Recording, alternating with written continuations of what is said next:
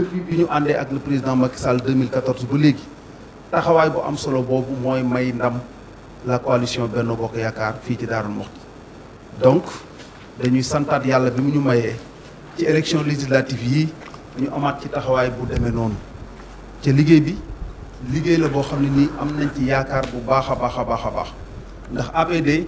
dafa fidéliser ay militants par ay formation par ay calebasse de solidarité par ay financement yoo xam ne nii ñoom ñëpp jot nañu di tey jii mboolem responsable yi nga xam ne ñi ngi ci APD nekk biir Darou Mouhty ak li ko wër dañoo taxaw tem ñi nga xam ne nii ñoo ci gëpp solo muy góor ñi ak jigéen ñi ak jeunes yi ñoom ñëpp fii may wax ak yéen bañ nañ ko ba dañoo laaj bulletin bi nga xam ne ni moom lañ war a voté tey jii ànd nañ ak chauffeur bi dem den leen ko jox pour que ñu mën a xam exactement ni ñuy def ba duñu juum kon ñu di leen remercier ndax ànd boo xam ne nii yàgg nañ ko ak le président Thierno Lo depuis bi nga xam ne nii moom la nekkoon ci PDS ba nëgëni si mu formé partem ca parti bi di yokk fii ci Darou Mouhty ak li ko wër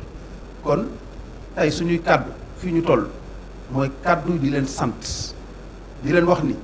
liggéey bi nag yemul ci campagne électorale rek boo campagner ba pare bisu élection yi dafa am taxawaay bu am solo boo xam ne nii moom nga ci war a am moo di mboolem responsable boo xam ni APD nga bokk dem nañ ci yow wax la ni la secteur bi nga xam ne moom nga jiite na nga leen dajale parce que le président Thierno Lo teg na ay dispositions yoo xam ne nii ak ay moyens yu doy kenn ku ci nekk dinañ ñëw sa kër jël si la nga dem voter ci jàmm dellu ci jàmm jàmm jooju nag dafa am solo ñun ci suñuy doxalin moom la ñu woote tey moom la ñu woote ëllëg pour que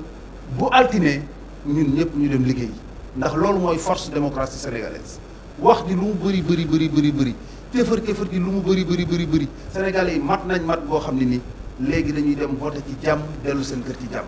loolu la président Thierno Lo di woote ci la ñu yar ñun ñi nga xam ne ñun la bàyyi fii ci Darou Mouhty mais nag mënuma jeexal te santuma staff bi nga xam ne ñoo toog nii wër la président Thierno Lo ñoom ñooy ñi nga xam ni ñoom la parti bi yabal ci terrain bi ñu jiite campagne bi mu composé de jeunes de femmes ak ay cadres yoo xam ne nii ñoo bokk ci biir APD ca nekk Darou Mouhty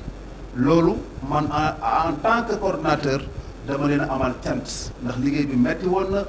yombul wax dëgg yàlla kenn ku ci nekk di nga xëy sa kër 8 heures ba 1 heure du matin wala 3 heures di liggéey boo xam ne nii dara waralu ko lu dul bëgg le président Thierno Lo am ndam le président Macky Sall am ndam am majorité absolue au niveau de l' Assemblée nationale loolu nag ñi ngi leen ci remercier bu baax a baax a baax a baax a baax a baax ndax toujours loolu ngeen di wane ci terrain bi kon le président Thierno Lo maa ngi lay seereel ni staff bi toog wër la ay jàmbaar lañ bi campagne bi tàmbalee ba léegi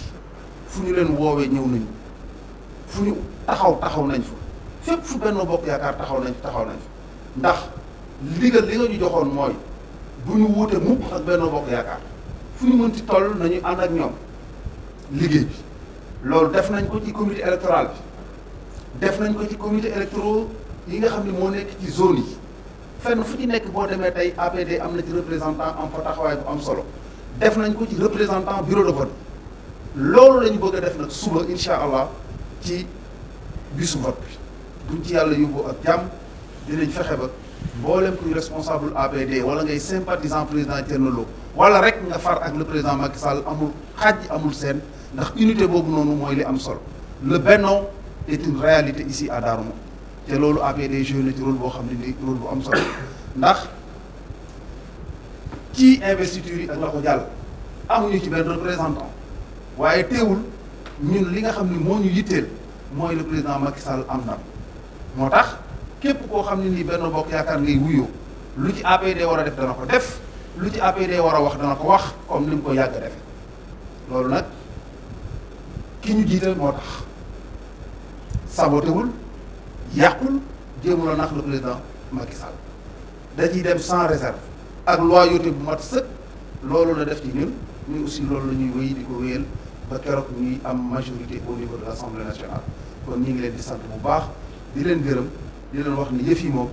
lu metti aussi nañu yàlla suñu borom may ñu ndam rek parce que bu ñu mayee ndam mboolem lu ñu dajoon danañ ko fàtte kon à ma qualité de coordonnateur maa ngi leen di sant bu baax a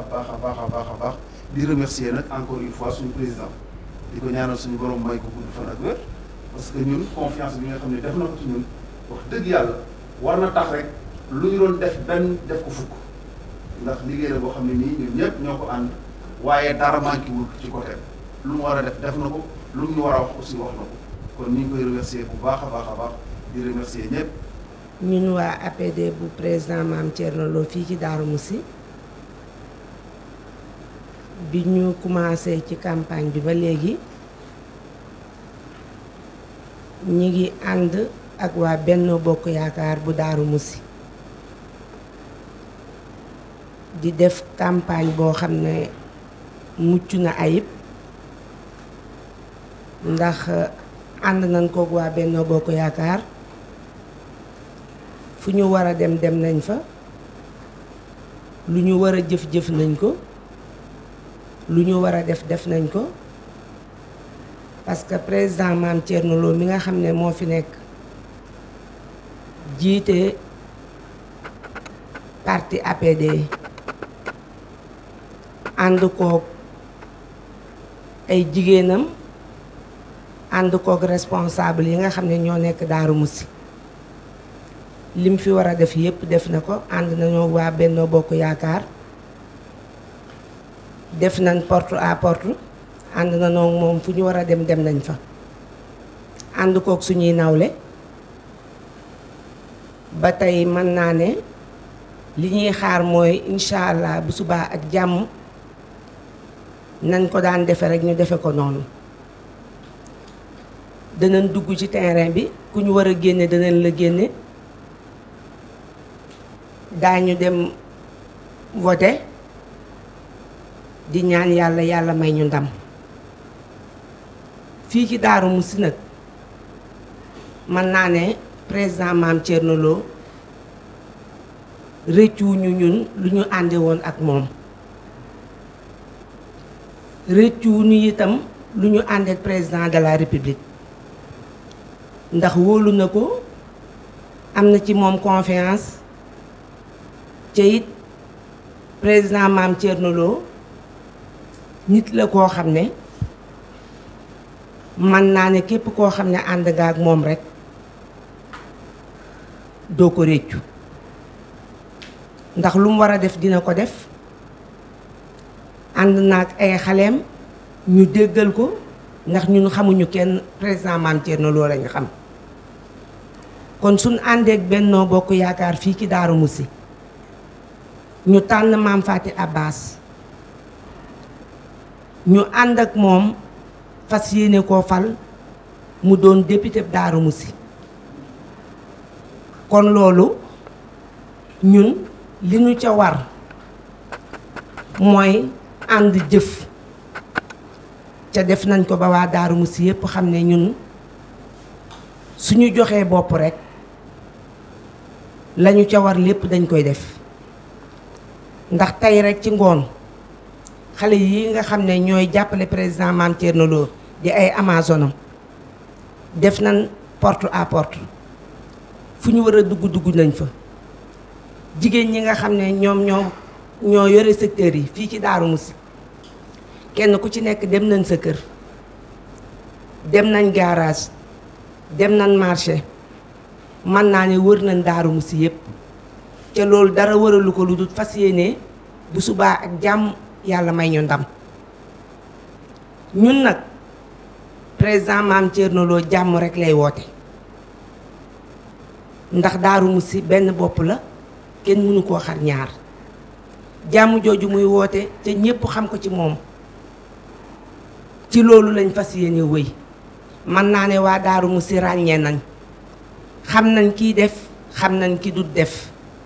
président Mame Thierno Lo nag lépp loo xam ne war na koo def Darou Mousty rek def na ko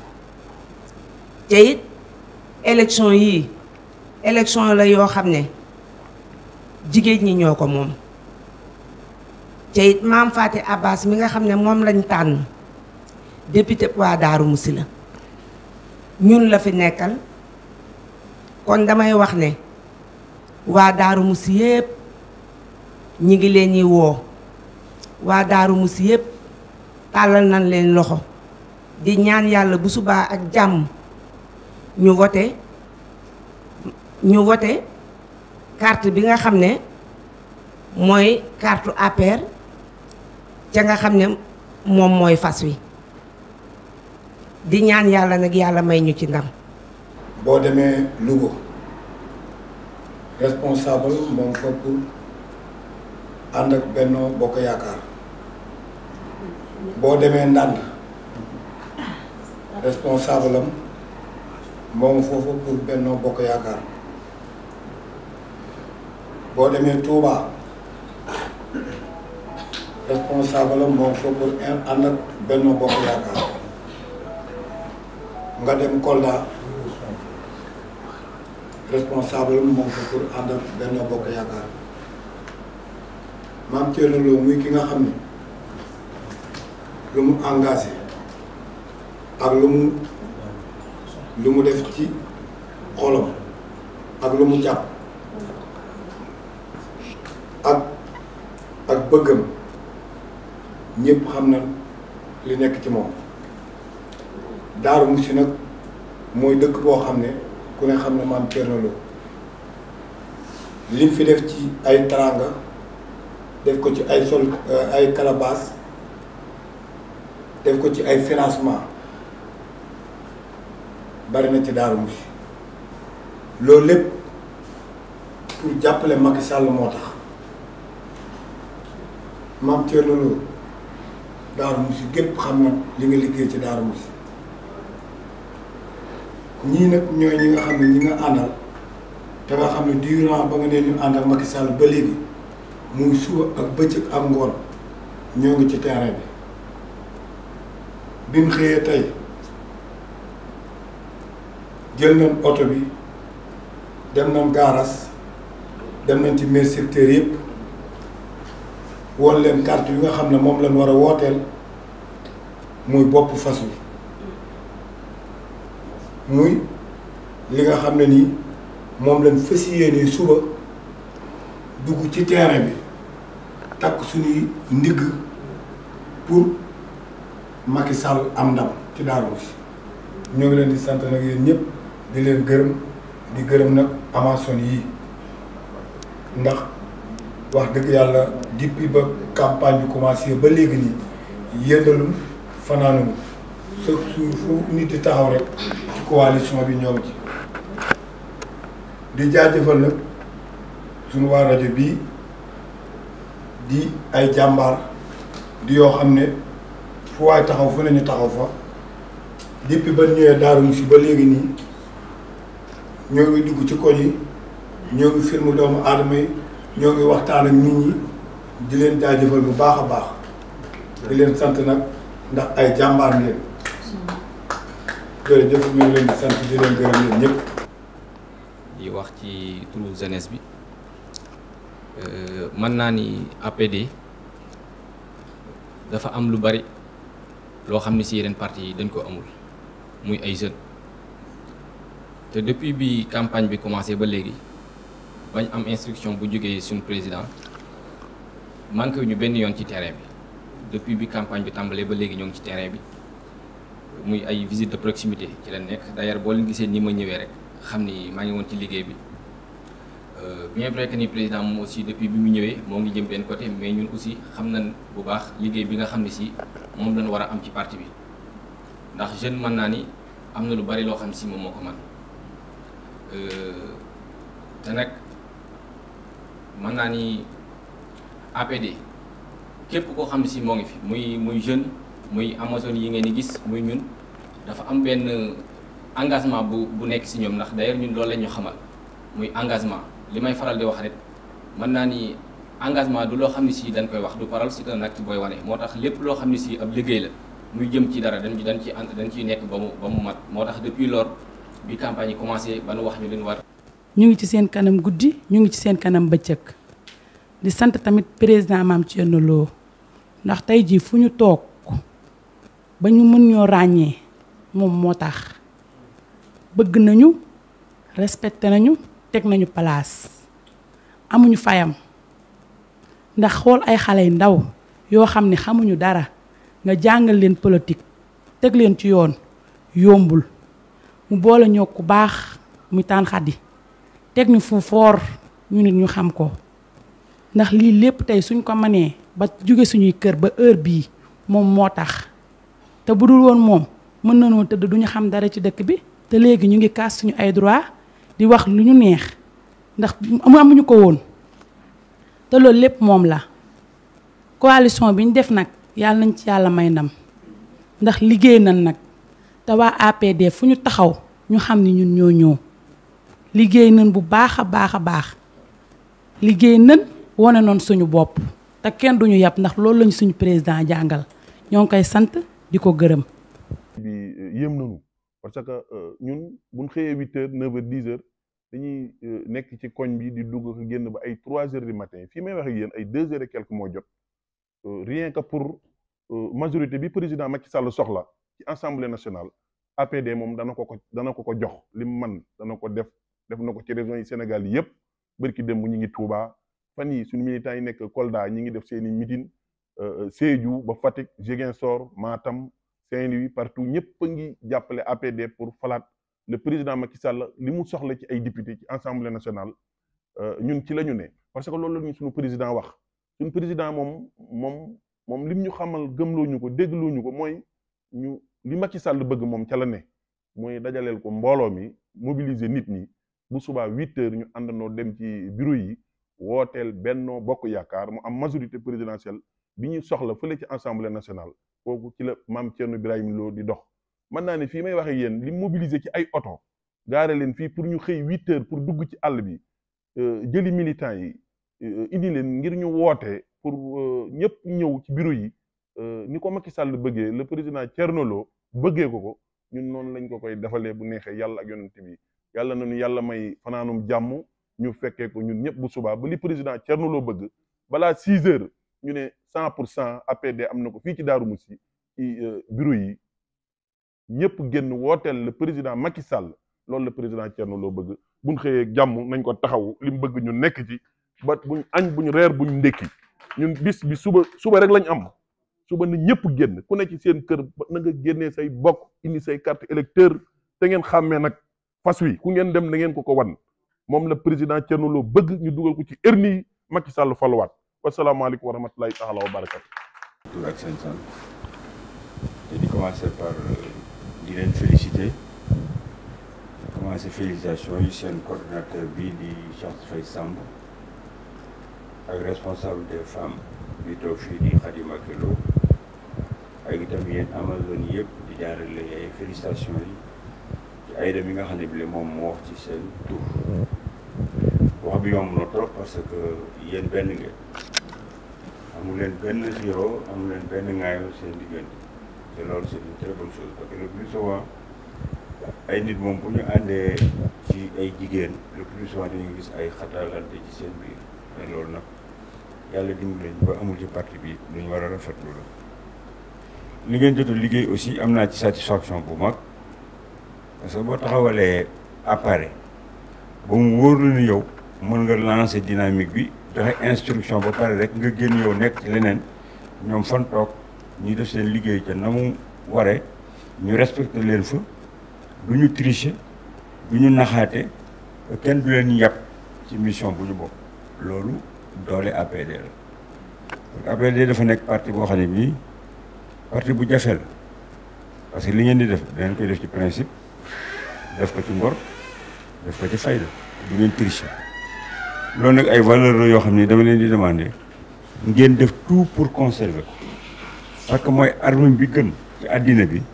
mooy fu ñu leen tuddee yéen waa APD lañ cay teg mooy ñooñu amuñu caaxaan lu ñu wax daañ ko def du ñu naxaate du ñu tricher te dañuy def seen liggéey kon nag na ngeen farlu ci affaire boobu bañ commencé campagne bi ba léegi yéen a ngi liggéey yéen a ngi ci biir comité yi nga xam ne bi la benn bokk yaakaar taxawal nañ ko yéen a ngi ànd ak ñoom di def seen programme bi nga xam ne bi arrêté ngoon ko ensemble mais da ngeen amaat beneen programme boo xam ne bi da ngeen ko def yéen en tant que parti ma ñëw fi accompagner leen fi ñu dem ngeen seeti seen meetu mbootaay yi ñi nga xam ne bi la amoon nañ ay bisu naqar ngeen dem seeti leen loolu sax man maa demagul woon pour seeti leen mais yéen li APD di dund mooy ku fi am bisu mbégte ak bisu naqar délégation APT ñëw na pour seet si ba pare su ma dellu soité man mi président bi ma demaat seetiwaat nit ñi loolu lu rafet la loxo bi yéen a ngi koy def. élection yi nag dama gis ne Darou Mousty moom képp ko benn bokk yaakaar lu mu fi am la ngeen ci am ci pourcentage de réalisation kenn mënu ko xayma parce que seen liggéey dafa yàgg dafa tàmbaliwul léegi ma nga tàmbali depuis le PDS ngeen commencé woon di liggéey ngeen ñëw ñu créé parti en 2014 ngeen commencé pour di jox jigéen ñi ak jeunes yi doole jeunes yi dañ leen a wutal dafa ñuy jàngee Dakar ab immeuble logé leen fi jeunes yi ak yéen ñëpp dañ leen defal benn école du parti ngeen ñëw fu ñu leen di jàngal naka la ñuy politique citoyenneté former leen ba ngeen nekk de véritable militants ngeen dellu soit muy fii ci Daaru di fépp fu parti bi taxaw def ngeen fay formation yi defal ngeen nit ñi ay eau de javel ay madar ay transformation céréale locale ak ay calebasse de solidarité ko kenn mënu ko weddi moom gis bokku ci vidéo yaa ngi fii médiatiser ngeen ko waa dëkk bi yëpp ñoo ko dund donc yéen xaaru leen ba élection jot ngeen di soog a dem ci doomu aadama yi bu leen nit ñi fayee seen bor yi yéen mën ngeen a tëdd nelaw après dafa liggéey loo xam ne lii bu ñu ko fayee ay voile te jigéen ñi ngeen ko bokkal muy mairie secteur yi nga xam ne bi nekk ñu fii tey parce que fii yéen jeunes yi yéen fi nekk xale yu jigéen yi Amazone yi doon liggéey ak jeunes yi nga xam ne yéen nekkoon ci terrain bi def yenn mission yi mais mairie secteur yi nga xam ne bi ñoom lañ def financement yi ñoo ko toog seen kër fas yéene suba ngeen dem diide leen pour que ñu dem pour voter ji ñooñu itam ni ngeen amee Pastef noonu lañ ko amee ñoom itam parce que su ngeen leen waxoon tey ci guddi gii dañ fiy def ndaje bii tey dina ñëw feesal fii yëpp toog déglu leen parce que sawar nañu kon nag li may def daal mooy encourager leen ba kañ la élection bi di jeex mission bi jeexul bu ngeen xëyee da ngeen dem seen maire secteur yi teel leen a yee teel leen a organiser teel a dem seeti seen ay militants ñu dem ku ci nekk ci bureau de vote mu dem vote ci ngeen def ko ci jàmm parce que ñun xam ngeen ne ñëw nañ fii ñu def fii benn manifestation dox ci dëkk bi def benn marche pour la paix defaat beneen marche siège ba à Dakar defaat beneen marche Harmattan kon xam ngeen ni ñun parti lañ boo xam ne bi dañuy xeex violence parti lañ boo xam ne bi waxtaan ak respecté doomu aadama moo ñu tax a jóg kon na ngeen continuer ci valeur yooyu bu ngeen xëyee jàmm seeni militant ne leen dem leen ngeen voté ji jàmm ñibbi seen kër ba ñu joxee résultat yi nu résultat yi mën a demee rek ngeen xam ne loolu mooy démocratie yéen def ngeen li ngeen waroon a def kon nag dem leen ngeen accomplir ko ci jàmm ak respecté ñëpp mais bu kenn def violence bu kenn xuloo bu kenn xaste parce que loolu mooy suñu devise mosuñoo xastaloo kenn mosuñoo saagaloo kenn mosuñoo xeexloo kenn mais fayda moom boo ko amee mu nekk ci yow nit du la xool sax ba di la saaga parce que parti bi amul ku ñàkk fayda ku ci nekk amul kenn yabu leen parce que da ngeen di def li ngeen war a def te da ngeen a respecté ñëpp kon nag du ma def loolu encouragé leen di leen félicité mais may profité ci occasion bi ne même bu élection yi jeexee commencé leen ngeen préparer seen parti parce que bu soobee yàlla dinañ dem Dakar def fa benn congrès bu mag boo xam ne dañuy organiser suñu parti parce que suñu parti ay élection locale taxuñu woon a jóg li ñu taxawal parti bi tant que politique mi ngi am ci biir Sénégal nit ñi di dogal ci biir Sénégal fas yéene nañu ne APD kenn du dem bàyyi ko fi kenn du def lu mu bokkul kon nag loolu koo xam ne kii loolu nga bëgg te nga fas yéene koo dox na nga organiser sa parti ba ñu xam yan section yi yëpp te kooku ci congrès ba lañ koy def kon nag na ngeen ko préparer dox ci wax ci nit ñi ba buñ tàggee mu nekk réussite bu mag a mag a mag leen li des nag mooy ñu tàllal suñu loxo def nañ li ñu war a def li ci des nag ki koy valider mooy population yi ñoom ñooy valider lépp nag ci ndogalu suñu borom kon nag nañ naan yàlla suñu borom mu dimbali ñu ba comme li ñu def ci lu rafet lañ ko defee ak doon dimbali doomu aadama yi te xam ne assemblée nationale bee ñu bëgg a dem ñun ki ñu àndal muy président Macky Sall pour mu àggalee li nga xam ne bi moom lay liggéey ci biir Sénégal il faut ñu jox ko benn majorité à l'Assemblée nationale parce que ku ko ci defut di nga yàq li mu liggéeyoon parce que opposition bi dañoo génn seen gémmiñ nee neen ñoom yàq la ñuy def buñ dikkee képp koo xam ne luubaloon nga maa nga am problème ak justice dañ la dindi lu président Macky Sall bëggoon a def daañ ko bloqué te Sénégal nag soxlawul loolu ñoo ngi nekk ci contexte mondial boo xam ne bi contexte mondial la bu metti boo xam ne bi guerre Ukraine bi mi ngi am prix yi mi ngi yokku kon def naa ne réew mi war nañu am assemblée boo xam bi dinañ wote ay budget yu baax loolu ay loi yu baax ak nekk assemblée boo xam bi day nekk assemblée boo xam bi assemblée buy liggéey la te yaakaar nañ ne ñun ñii am nañu expérience bi ki ñu àndal soxla na loolu kon nag nañ ko jox pour que Sénégal ñu yóbbu ko ci kanam maa ngi leen di encouragé di leen félicité te ñaan yàlla suñu borom yàlla nañ ko defal ci ni mu gën maa ngi leen gërëm di leen sant wa salaam